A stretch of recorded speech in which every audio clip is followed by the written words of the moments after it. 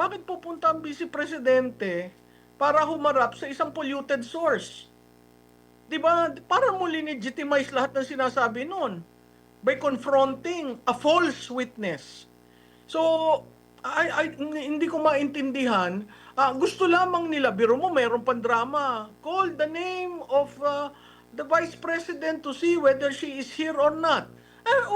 Why do you do that? 'Di ba? I don't know with Luistro kung anong uring abogado 'yan. Pero kitang-kita mo talaga may pinapanigan at hindi siya non-partisan. Pati yung pag-question doon sa kredibilidad, parang pina-strike out pata kasi ang Senado na raw yung bahala, which is yan ang magiging impeachment court. Pero yung paglalahad, hindi ipinaubaya sa Senado. Doon pa rin, nagsalita pa rin si Madriaga. Yung pag-question doon sa kanya, yun lang yung hindi pwede. Oo, kaya nga nakakatawa eh. Kasi kahit anong sabihin ni Madriaga, it would appear na gospel truth sa kanila. Ang vetting kasi, ah, sino yung witness na magbibigay ng evidence, pagkatapos anong klaseng evidence. Yun yung sinasabi ko. Tiningnan ba nila, pinag-aralan ba nila, o dahil sa kagustuhan nilang siraan at gawing telenovela ang paninira, o sige, play mo na, ipakita natin sa taong bayan. 'Di ba? Meron ngang isang congressman na hinihingi pa yung picture no nagre-greet siya kay Madriaga dahil nakita sa pagpapakita sa wall. Tama ba yung paraan na yon? Hindi naman yun allegations, hindi naman yun evidence. So hindi ko maintindihan kasi parang lumalabas in every step of the way. Si Madriaga is there, si Madriaga is influential kay PRRD, si Madriaga is part and parcel of the team of the Vice President.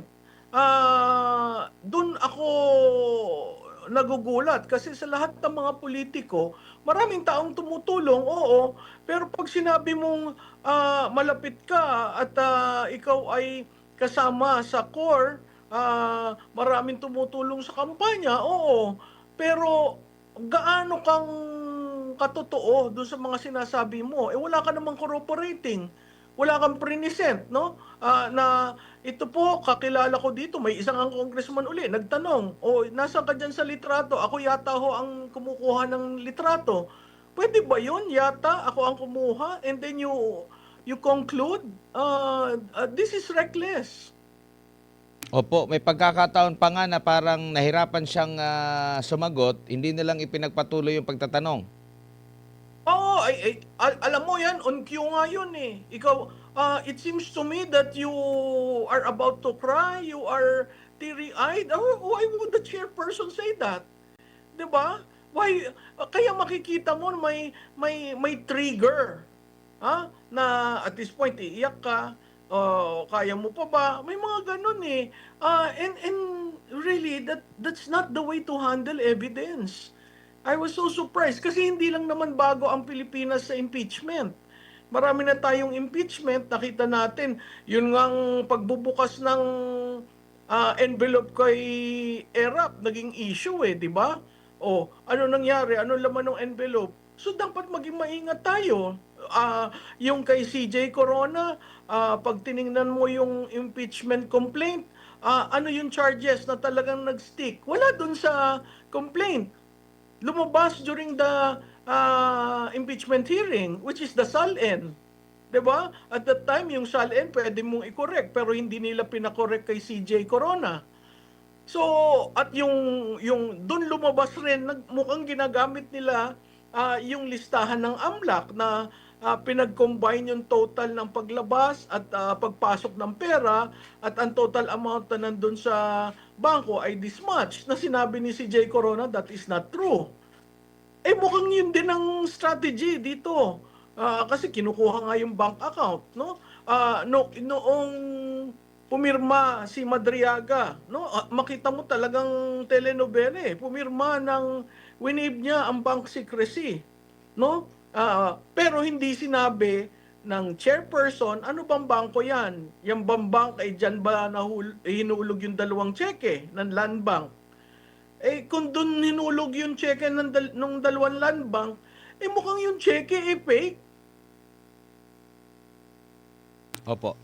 Opo. Ma'am, So, mm, yeah. ah, So hindi ko maintindihan kung saan ang direksyon na ito. pero di po ba ma'am, yung mismong tawag nito, affidavit, advance po yan nilang nakukuha. Hmm. Di po ba? Meron po ba doon na naimbita, maliban na lang kay BP Sara kasi nabanggit na niya na hindi siya dadalo. Naimbita nga nila si si Attorney Michael Powa, pero ano yun, as capacity niya bilang sa DepEd pa ata during that time, no? Hindi as tagapagsalita ng defense team ng Pangalawang Pangulo. Pero bakit yung mga binanggit niya, bakit hindi po kaya napatawag yung mga maaring makasagot doon? Halimbawa, yung sinabi niya na part siya ng BPSPG. Kasi No. merong nag-debunk na po doon sa mga affidavit na meron na rin silang sariling mga affidavit po na inilabas na ang BPSPG, tinatag ito way back panahon pa ni Secretary, sino ba yung unang secretary ng Defense, no? Lorenzana, no? At Hmm. nagbanggit din na hindi yan naging parte namin. At marami pa, pero hindi yata na napatawag during that time kasi ang sinasabi nila dito ngayon na yun daw mga patutsada na ng kampo ng Pangalawang Pangulo sa mga pahayag ni Madriaga, best daw na harapin niya doon mismo sa Kamara. Pero kapansin-pansin, parang hindi yata inimbita yung mga mismong ahensya na makakasagot din or mga individual na makakasagot din talaga directly doon sa mga akusasyon ni Madriaga. Tama ka dun, Admar, no? Kasi pag sa impeachment, 'di ba may complaint.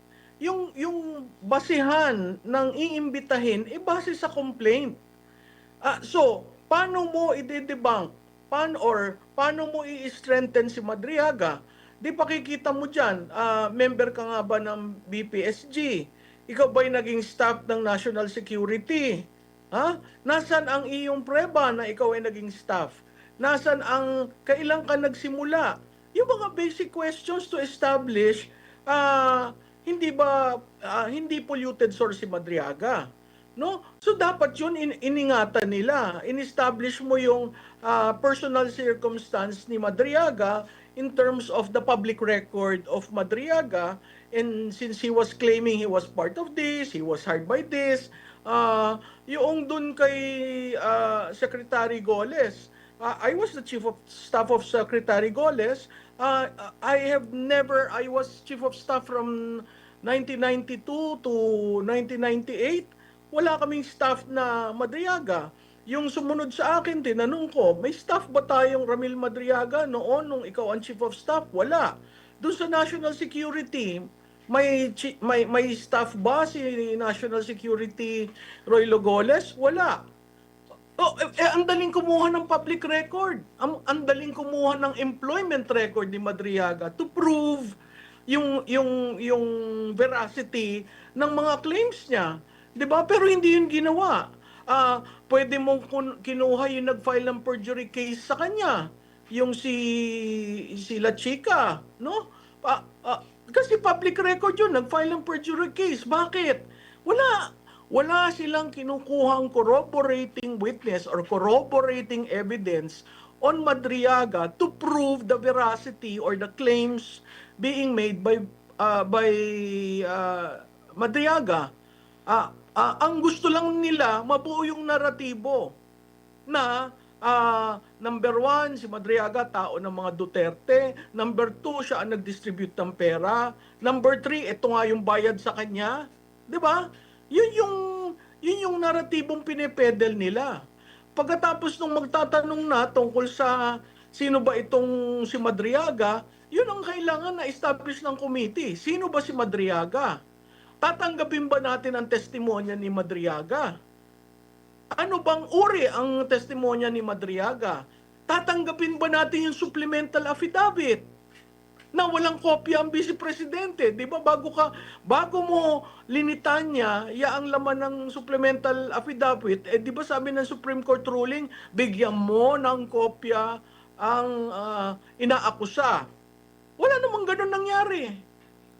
So, hindi ko talaga maintindihan kung ito'y talagang impeachment after the facts or another demolition. Opo. At ano naman po ang assurance na halimbawa pupunta doon si Vice President Sara Duterte, syempre kukwestiyonin yung kredibilidad. Yung kongresista nga, kinesyon yung kredibilidad. Ini-strike nga yung kanyang naging pahayag kasi para lang daw yun sa trial. Pwede daw sa trial. Which is parang pinatutungkulan doon nga sa Senado. Kung nandoon yung inaakusahan at magde-deny siya at magbabanggit ng kredibilidad o yung pagbanat doon sa kredibilidad nung nag-aakusa, may strike out din po, Prof.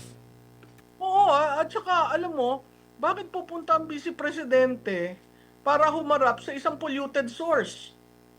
'Di ba? Para mo legitimize lahat ng sinasabi noon by confronting a false witness. So, hindi ko maintindihan.